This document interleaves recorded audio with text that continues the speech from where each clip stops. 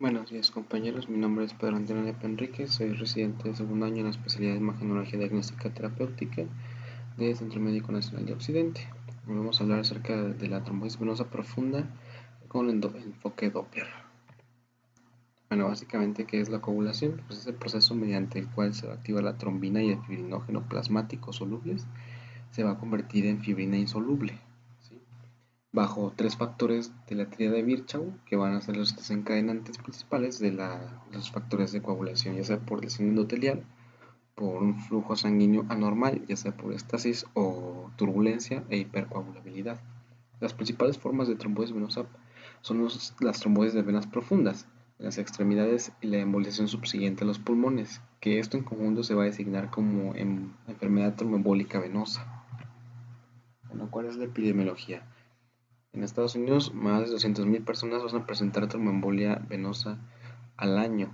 El 30% de las trombosis venosas profundas van a ser recidivantes y la tasa de mortalidad a los 28 días es el 9% en las TBP y el 15% de las embolias pulmonares como tal. Bueno, ¿cómo se va a realizar entonces el diagnóstico? Según la CNTEC, se va a fundamentar principalmente en la clínica, aunque pues hay una serie de los pacientes van a presentarse asintomáticos a pesar de presentar el diagnóstico, ¿sí? Hasta en un 20 y 40%. ¿Cómo vamos a valorar el riesgo, sobre todo de los pacientes de presentar este tipo de enfermedad? Es mediante la escala de Wells, que lo va a dividir en tres grupos, los de riesgo alto, intermedio y bajo, ¿sí? Que pues como podemos ver la sensibilidad incluso de los tres pues es tanto baja, simplemente por pura clínica. Bueno, esta es la escala de Wells, en la que podemos ver que, que la suma del puntaje de todos los rubros, ¿sí? Nos puede clasificar entonces los pacientes en los tres tipos. Cuando son de riesgo alto, tienen 3 o más puntos. El riesgo moderado es de 1 o 2 puntos. Y una probabilidad clínica bajas es de menos de 0 o igual a 0 puntos. El único rubro que nos disminuye puntos sería que el diagnóstico pueda tener alguna alternativa más o incluso digo, igual o más probable que la trombosis venosa profunda, ¿sí? Entonces, lo que recomienda la CENITEC es realizar el pretest a todos los pacientes, ¿sí? Y sobre todo cuando sean de riesgo bajo, realizar primeramente una prueba con dímero D para tener un descarte previo incluso que a realizar el ecodoppler, ¿sí? Puesto que este examen tiene una sensibilidad muy alta y un alto valor predictivo negativo que nos ayudaría a descartar fácilmente el diagnóstico. Bueno, como datos clínicos, lo más frecuente es que haya edema del miembro afectado hasta un 88%, dolor en un 65%, aumento del calor, la temperatura pues de manera local un 40%, eritema en un 34% y los signos clásicos, el de Homans, Olo y Pratt. Básicamente el signo de Homans es que tras una dorsiflexión forzada por el explorador haya dolor en la pantorrilla. Olu nos mencionaría acerca del dolor tras la compresión de los músculos de la pantorrilla. Y el de Pratt es la presencia simplemente de venas colaterales pretibiales en los 2 tercios superiores de la pierna afectada. Cabe resaltar que estos signos son muy raros, realmente no son tan sensibles su presencia. Existen otros más raros que no son tan clásicos pues como el de Peabody, el de Pierre y el de Meyer. Peabody estaría hablando de contracciones espasmódicas de los músculos en la región afectada. Pierre, el dolor tras la compresión de la planta del pie, hay un dolor en la pantorrilla, y Meyer sería básicamente como el holo, pero en el tercio inferior sería la compresión, la tercio inferior de la pantorrilla. Bueno, ¿cuáles son las pruebas diagnósticas? Pues en primer lugar, según la CNTEC, está la determinación del número D, por lo que ya se ha comentado de su alto valor predictivo negativo, que básicamente al ser negativo este estudio nos estaría descartando la enfermedad. Y posterior a ello sigue el estudio de elección, que sería la ecografía Doppler, ¿sí? incluso antes que la angioresonancia o la venotomografía o la flebografía, porque a pesar de que tiene muy buena sensibilidad y especificidad, pues la ecografía Doppler les lleva a la delantera por su disponibilidad y porque el estudio es muy barato y no es invasivo, ¿sí? Es el algoritmo diagnóstico que recomienda la CNTEC, que básicamente es lo que les había comentado. Cuando el dímero D es negativo y la sospecha es baja, entonces estaría descartando la enfermedad. Sin embargo, cuando el dímero D es positivo y la sospecha es alta o moderada, pues sí se recomienda realizar una ecografía Doppler. ¿Sí?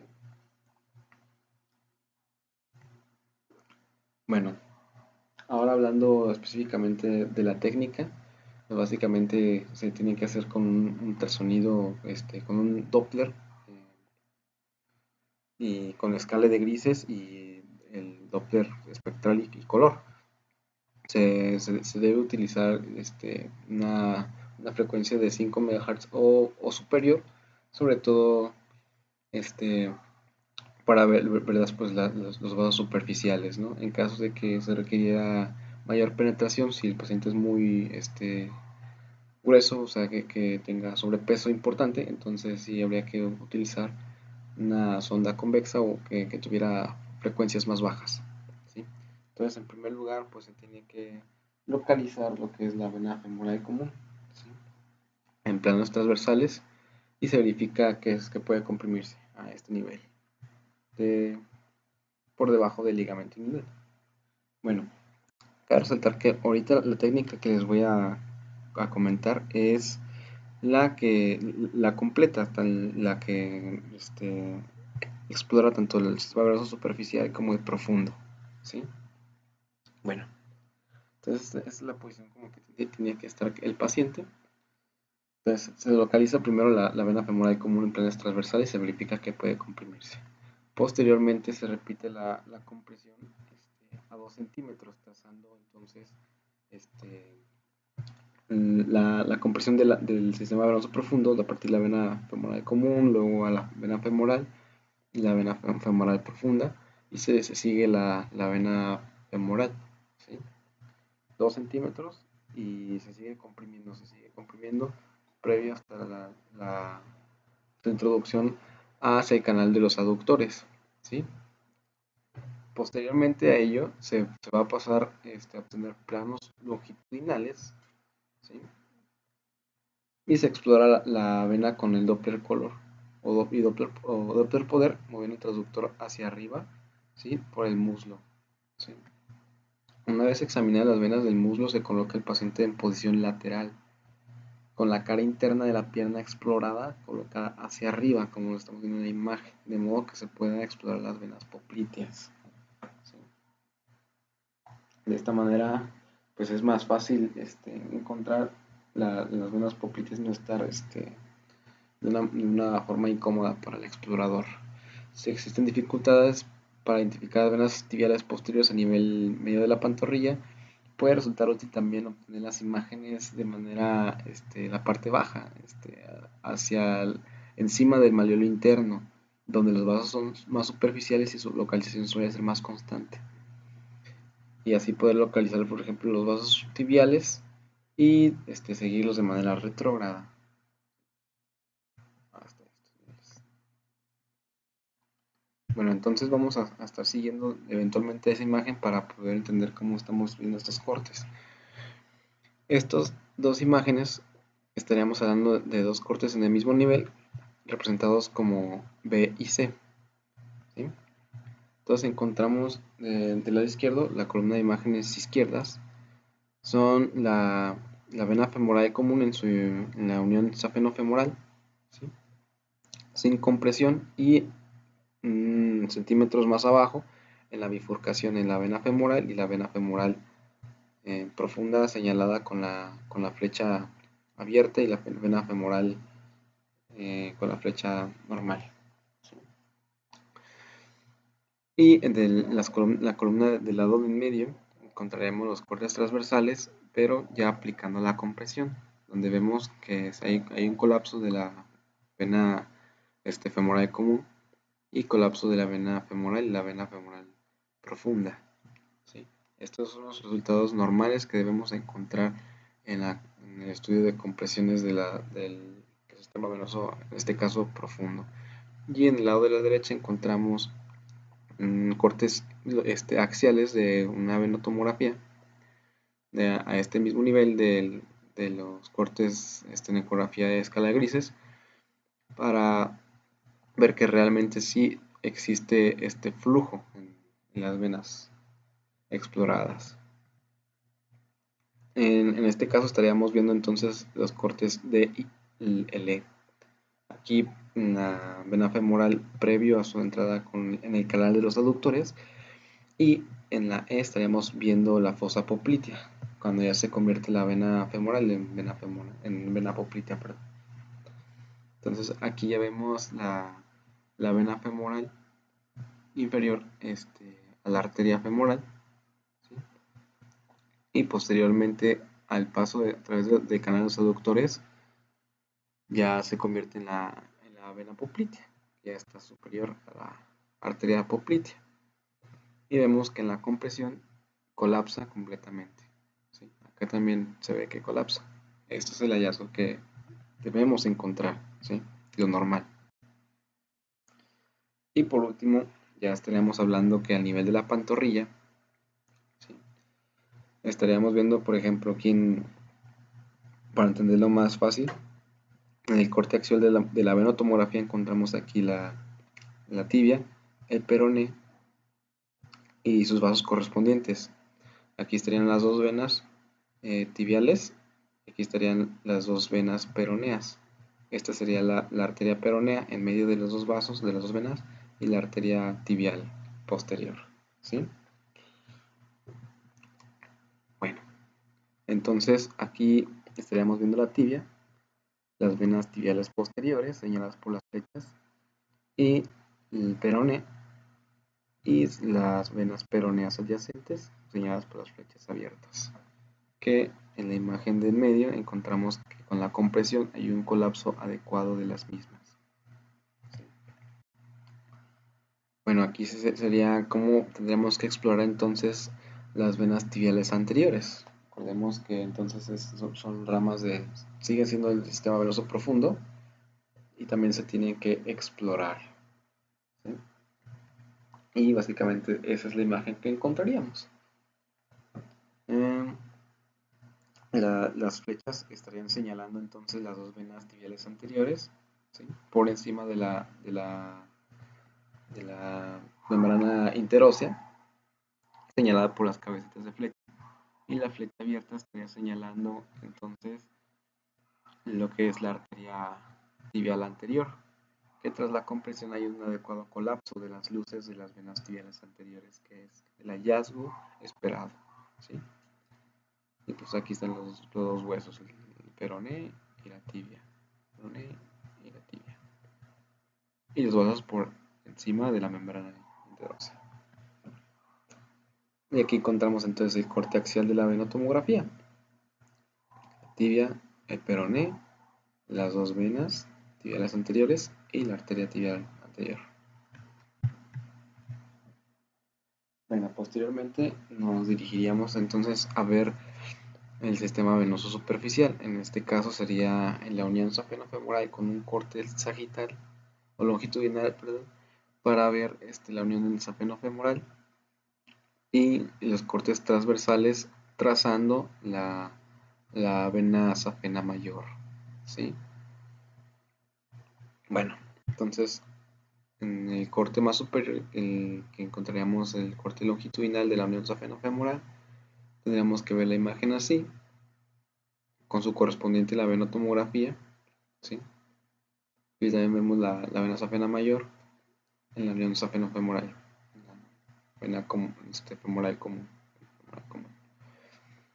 Y en cortes más inferiores encontraríamos pues ya la vena safena mayor en su compartimiento entre la fascia muscular y la fascia safena, dando la imagen que es del ojo egipcio, ¿sí?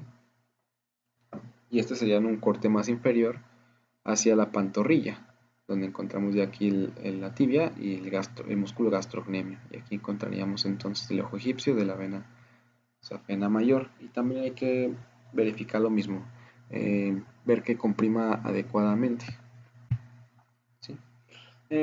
Y por último, explorar la vena safena menor en un corte longitudinal, también en la unión safeno-poplitea, y en un corte transversal pues hasta el final, y viendo la compresión de la vena hasta que termina este,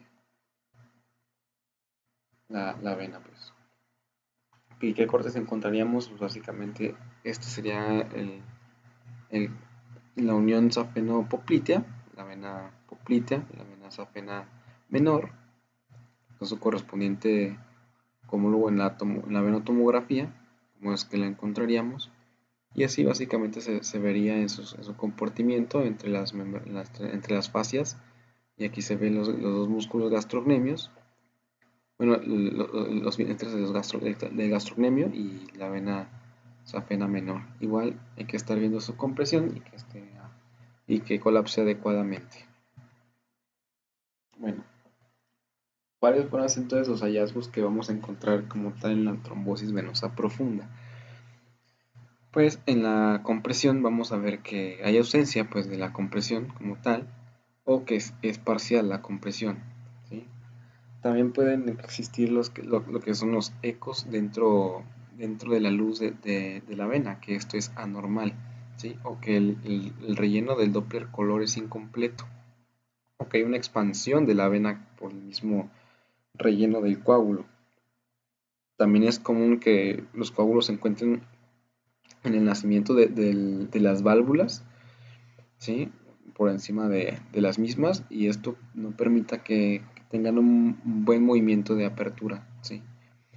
Entonces unos velos estáticos de las válvulas también es algo que indica que hay un trombo, ¿sí? También puede haber ausencia de flujo en el Doppler espectral o el Doppler color, si es que hay como tal un coágulo que obstruya completamente el flujo de esa vena, ¿sí? O que simplemente hay una respuesta del flujo alterada, ¿sí? El explorador en este caso también puede hacer maniobras para aumentar el flujo de las venas, para ver así que no sea por falta por algún artefacto, ¿sí? O falta de captación de las señales de Doppler. Entonces se puede comprimir las zonas distales de la que se está explorando para ver si hay un aumento del flujo venoso. Y también, pues, si de manera indirecta, si existen pérdida de variaciones básicas del flujo venoso en las venas proximales, sobre todo, o las variaciones respiratorias, también sería un signo indirecto de que hay probablemente la presencia de un trombo, ¿sí? O aumento en el flujo de las colaterales, por ejemplo, que haya mayor flujo en la vena femoral profunda o en la vena safena, ¿sí? Bueno, aquí, por ejemplo, como se ha indicado antes, pues una vena normal es fácil de comprimir con una presión tan solo leve o moderada con el transductor, de modo que se debe obliterar por completo. Y bueno, entonces vemos que en la imagen de la izquierda que está sin compresión, la vena femoral pues, se encuentra pues, dilatada, y tras la compresión no hay respuesta, no hay colapso, ¿sí? Bueno, hay que recordar pues que la luz de una vena normal suele ser anecoica, ¿sí? Pues tener un relleno completo con el Doppler color, ¿sí? Y pues debe tener una especial, sobre todo debe ser este, más fuerte el relleno cuando hay una maniobra que aumente el flujo, ¿sí? Que aplique el explorador. Bueno, entonces, otro aspecto pues que puede verse en estadios tempranos, sobre todo la trombosis, es el que se puede observar una cola en el trombo, que se puede extender hacia arriba por la vena desde su origen, y viendo que lo que está alrededor del trombo pues se encuentra libre muchas veces, como en la imagen. Tenemos una pequeña cola de un trombo señalado por las flechas que se extiende hacia arriba, ¿sí?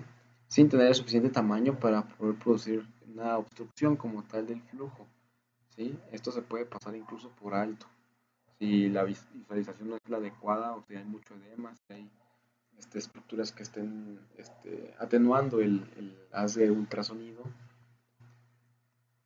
y por ello es que es importante pues, modificar las ganancias y los parámetros del ultrasonido. Y ahora, viéndose más evidente con la exploración con el Doppler poder, podemos ver que hay un relleno alrededor del trombo, ¿sí? Es decir, que no hay una obstrucción completa.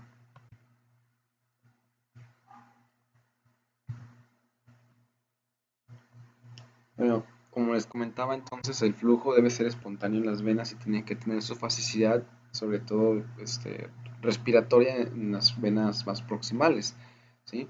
Pero si existe un trombo ocluyendo la vena, pues puede que no se detecte flujo alguno o que haya una aplanamiento de esta facilidad de Doppler espectral, ¿no?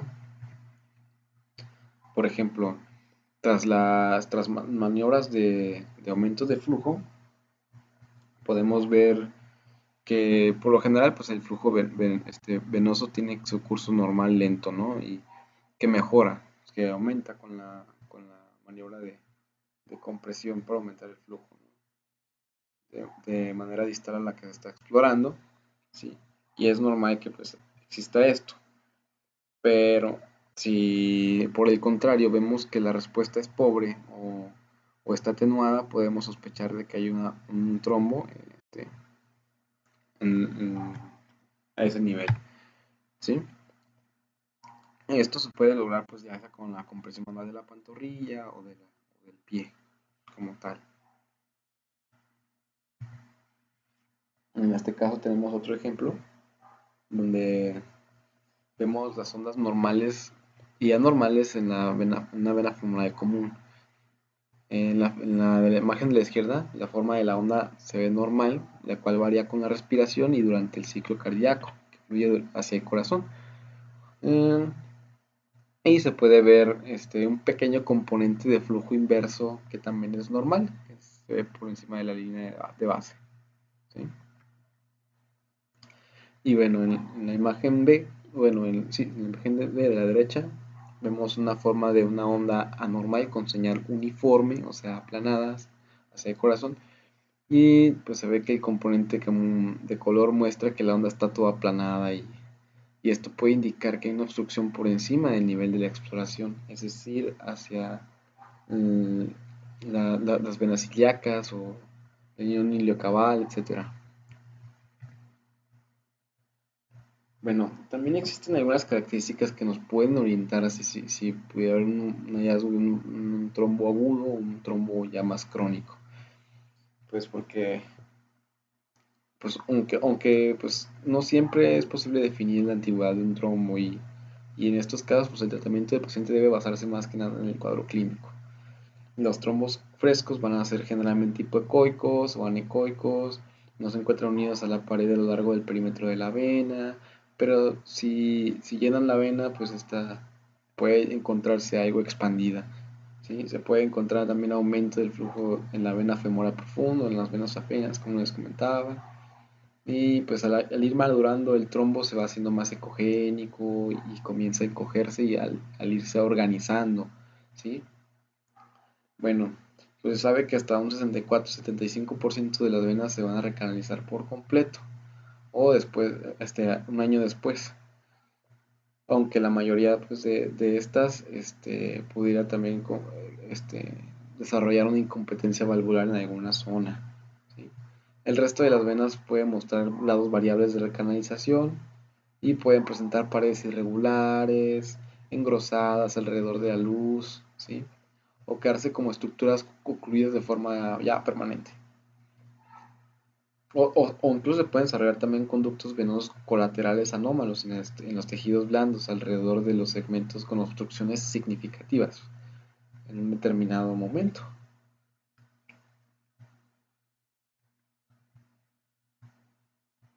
Bueno, también existen algunas dificultades, como les comentaba, cuando el paciente pudiera tener una obesidad importante o si las piernas están muy edematizadas, muy gruesas. ¿Sí? Esto nos puede causar artefactos y problemas a la hora de valorar la luz de las venas o o la compresión. ¿Sí? También hay que tener cuidado porque las venas de los muslos, las femorales, ¿sí? O las popliteas pueden estar duplicadas y, por ejemplo, por eso es que se recomienda hacer las valoraciones en cortes transversales, porque incluso, por ejemplo, si fueran en sagital las compresiones, a lo mejor podríamos dar por alto alguna duplicación de vena y no explorar la verdad. Y pues estamos obligados a explorar ambas venas o las que tenga, si es que tuviera duplicados más segmentos. ¿Sí? También pueden existir trombos no oclusivos que también habría que tener mucho cuidado con ellos porque al no ser oclusivos a lo mejor pudieran no ser sintomáticos y sobre todo en la zona de la pantorrilla donde disminuye la sensibilidad del ecodoppler, se nos podrían ir algún trombo en las venas tibiales posteriores, en las venas peroneas, etcétera. También o pudieran presentarse como trombosis segmentarias en alguna parte de las venas de la pantorrilla o de las venas ilíacas incluso. O tener también cuidado con las pacientes gestantes porque pues el mismo útero puede comprimir y cambiar los flujos por la compresión de las venas ilíacas por el mismo útero. ¿Sí? Entonces habría que valorar a la paciente con algunas posiciones de manera lateral para que no esté comprimiendo pues las venas ilíacas, ¿verdad? Bueno, ¿cuál es el protocolo que se sugiere? Pues existen varios protocolos que son más acortados, pero por lo general se va a sugerir el protocolo completo, el ultrasonido duplex completo, también llamado el CDUS, ¿sí? Que consiste pues en un ultrasonido de compresión desde la vena femoral común hasta el tobillo, evaluando las venas tibiales y peroneas posteriores en la pantorrilla. Hay que ver también en Doppler color y espectral las venas femorales o ilíacas comunes en ambos lados, ¿sí? Tiene que hacer una comparación, ¿sí? Y de Doppler color y espectral de la vena poplitea del lado sintomático. Es posible, porque por ejemplo en este estudio no se menciona la exploración del sistema venoso superficial, pero es posible que se requiera, ¿sí? En caso de que las áreas sintomáticas estén en el sistema venoso superficial, ¿sí? O que no se explique los síntomas del paciente en lo que hayamos explorado en el examen, es decir, que no hayamos encontrado algún coágulo, ¿sí? Entonces tiene que valorar también el sistema venoso superficial en estos casos. Y básicamente pues los otros protocolos solo hablan de la compresión, ¿sí? Sin añadirle el Doppler color y espectral como el CDUS, o solamente valorar, por ejemplo, hasta la previa de la bifurcación de las peroneas y tibiales posteriores, o en el caso del protocolo de dos regiones, nomás habla de la compresión de la vena femoral común y de la zona poplitea, de la vena poplitea, ¿sí? ¿Cuál es el problema con estos protocolos? Pues que si en caso de que hubiera un problema, sospecha o lo que sea, pues el paciente se tiene que repetir el estudio, ¿sí? Como lo vamos a ver a posterior. ¿Cuál es el seguimiento recomendado después de un ultrasonido venoso negativo? Bueno, si el ultrasonido duplex fue completo, hay que ver. Si los síntomas son persistentes o empeoran, entonces hay que repetir el estudio. Si el paciente es de alto riesgo y aún no se encuentra la causa, también hay que repetir el estudio de 5 a 7 días o antes si es que los síntomas empeoran. Si existe un compromiso en la técnica del estudio, también se recomienda realizar una reexploración 5 a 7 días después, sobre todo si hay más de una limitación menor. En este caso también nos puede ayudar el dímero D. En el caso de que si fuera negativo, pues ya nos hablaría de que se descarta el diagnóstico, ¿no? También si existe una sospecha de una trombosis venosa profunda iliocaval, hay que realizar un estudio específico para para valorar esa zona, ¿sí? Ya sea una venotomografía, una resonancia o una ecografía duplex iliocaval como tal. Y en caso de que se haya hecho algún otro protocolo de los que son más cortos, y si el riesgo de trombosis venosa profunda persiste, o la etiología no está dilucidada, entonces tiene que repetir el escaneo, preferiblemente con el protocolo completo. Y en caso de que del estudio si haya sido positivo y haya sido un Doppler duplex completo, si el protocolo del CDUS, si existió una trombosis venosa profunda de la pantorrilla pero no se dio tratamiento, entonces se puede repetir la exploración una semana después para ver cambios, ¿sí? O antes si es que los síntomas progresan. Si hay una progresión hacia los vasos más proximales, o sea, femoropoplitea, hay que tratar el paciente. Si es normal, se puede tener el estudio. Si persiste el trombo en la pantorrilla, se puede recitar a las 2 semanas y pues por lo general después de las 2 semanas ya no se requiere el estudio, generalmente no es necesario. Si el paciente tiene una trombosis venosa profunda aguda, ¿sí?, por el protocolo completo y está en tratamiento, no se recomienda la repetición, ¿sí?, a menos de que esto vaya a cambiar la terapéutica o que o se recomienda el seguimiento más bien ya hasta el final del tratamiento para tener un nuevo estudio de base, ¿sí? Si existen resultados indeterminados, entonces aquí el dímero D nos puede resultar muy útil si es negativo, o se recomienda repetir el estudio de 5 a 7 días después.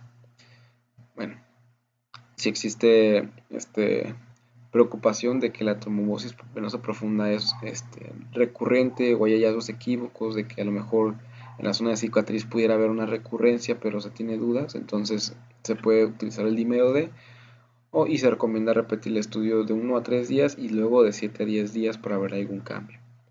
Si existe igual preocupación por una trombosis a nivel iliocaval, hay que realizar un estudio pues, de esa zona en específico, ¿sí? Venotomografía, resonancia o el Doppler duplex.